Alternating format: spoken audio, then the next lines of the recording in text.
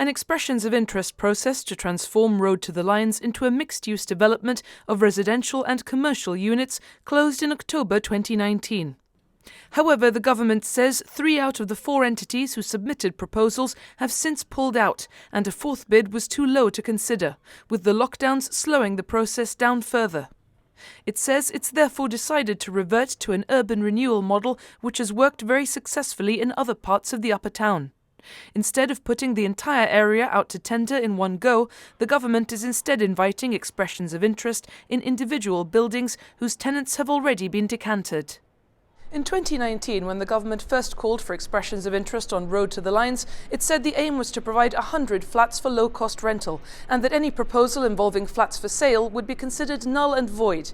2 years on, that's no longer the case. In the case of individual buildings, it's very much up to the conditions offered in each case. So the government has, for example, in the past put out to tender an area like police barracks, which was a rat-infested building, a derelict building when we came into office. That eventually went out to tender. The successful tenderer has built the Arches, which is a modern, vibrant new development. That's given life to the area. So that's the kind of thing that we have in mind, the redevelopment, the regeneration, and breathing life into parts of the Upper Town. Will a condition of any of these individual tenders now be that low-cost rental flats should be provided, or even that the flats being sold should be affordable? Well, in the past, we've tended to be quite flexible. So there have been instances, for example, where a prospective developer may have purchased a building and built several residential units within it.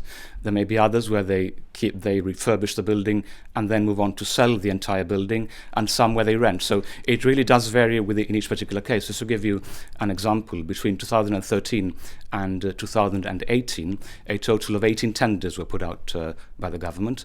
Those resulted in the creation of 128 residential units for people in Gibraltar to enjoy. So will it be a condition of affordability with any of these? It may be for some, but not for others. It really does depend on the building. You may find that in one building there's really no room in which you can actually build separate flats.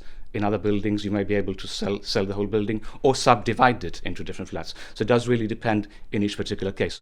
The Deputy Chief Minister says while few tenants remain, the process of relocating these is ongoing. However, he says the first of the unoccupied buildings is set to come out to tender tomorrow, Tuesday.